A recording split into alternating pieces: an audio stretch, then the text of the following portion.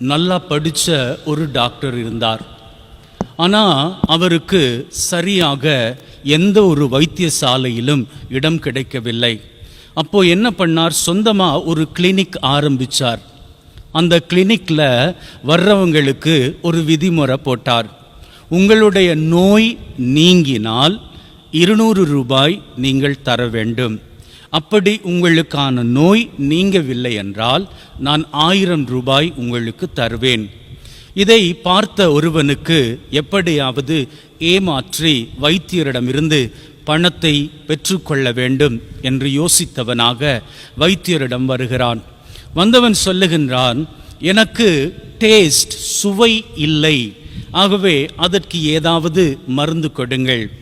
உடனே வைத்தியர் என்ன செய்தார், தாதியை பார்த்து, நர்ஸ், அந்த 22வது பாக்ஸில் இருக்கிற சொட்டு மருந்தை எடுத்து வாருங்கள் அப்படி என்று சொன்னதும் அந்த அம்மா அந்த சொட்டு மருந்தை கொண்டு வந்தா.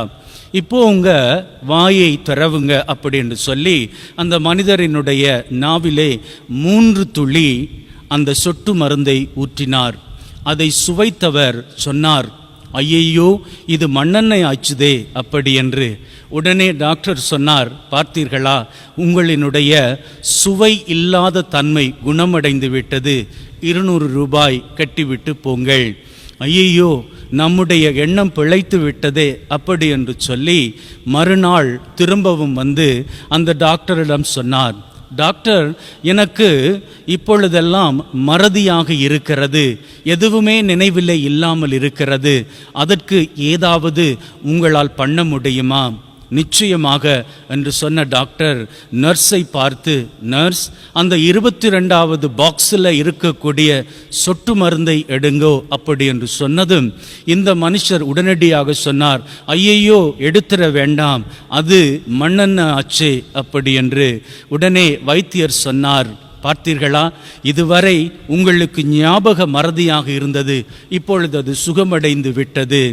ஐயையோ, நம்முடைய 2வது முறையும் முயற்சி வீணாகி விட்டதே என்று யோசித்தவர் 3வது தடவையாக வந்து சொன்னார், டாக்டர், என்னால் சரியாக பார்க்க முடியவில்லை, என்னுடைய கண் குருடாகிவிட்டது, ஆகவே எனக்கு உங்களால் மருந்து செய்ய முடியுமா? டாக்டர் யோசிச்சுட்டு சொன்னார், என்னால் உங்களுக்கு மருந்து செய்ய முடியாது, ஆகவே என்ன பண்ணலாம்?